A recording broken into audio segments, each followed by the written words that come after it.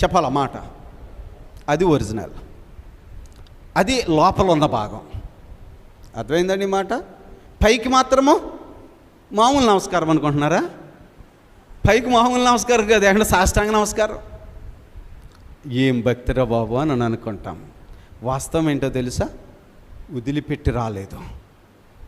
తన ఆస్తులు, తన వ్యవస్థ, ఇవన్నీ కూడా తగలబెట్టేసే పరిస్థితి వచ్చింది. నీకున్నటువంటి అంతా తగిలిపోతుంది, రావాలి బయటికి.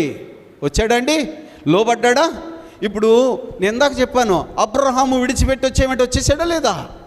అబ్రహాము, లోతు ఎంతగా దీవించబడ్డాక ఈ వ్యవస్థలో నుండి లోతు అగ్ని కుమ్మరించబడుతుంది. బయటకు రా అంటే వచ్చాడా లోతు? చెప్పలా, రాలేదు. మరి సాష్టాంగ నమస్కారం గొప్పదా, లేకపోతే చెప్పిన వెంటనే విడిచిపెట్టి రావడం గొప్పదా? ఇది గొప్పదే, ఇది